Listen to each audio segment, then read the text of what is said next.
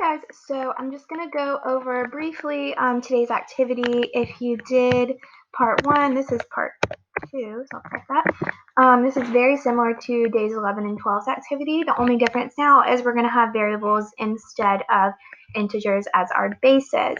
So I'm just going to read through. I'm not going to do every example as I go. Everything's already written in.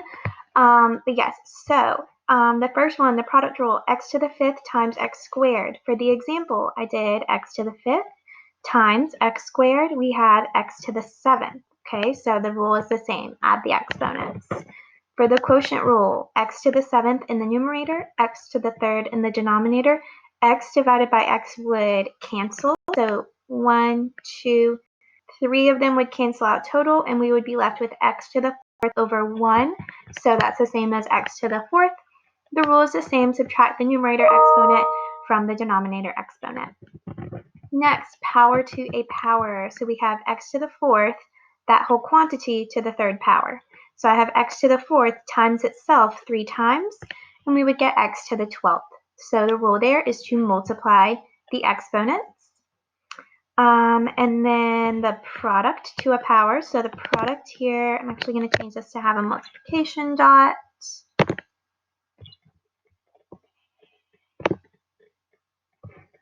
Give me 1 sec. Oh, I need to have my add-on opened. All right, there we go. Got it all fixed. So we've got x times y raised to the 3rd power. So here I have the quantity of x times y times itself 3 times, and we would be left with x to the 3rd times y to the 3rd. The rule is, again, distribute the exponent to each term in the parentheses. Okay, next, quotient to a power. So x divided by y, or x over y to the 3rd power. So the x over y times itself 3 times, and we'd be left with x to the 3rd in the numerator and y to the 3rd in the denominator. Remember this rule, when we multiply fractions, you just multiply straight across. So we can just distribute the exponent to the numerator and the denominator. The 0 power law is, again, the same rule here. So I'm using the quotient rule to prove the 0 power rule. So x to the 1st over x to the 1st would be equivalent to x to the 0th, because 1 minus 1 is 0.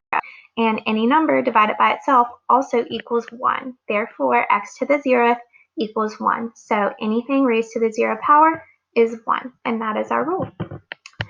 Okay, so our negative exponent example, again, very similar to the one that we did on days 11 and 12, but we followed the pattern.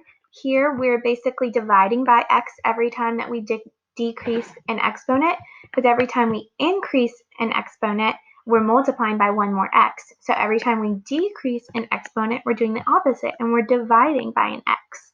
Okay, so if we're going from 0 to negative 1, we're decreasing 1 exponent.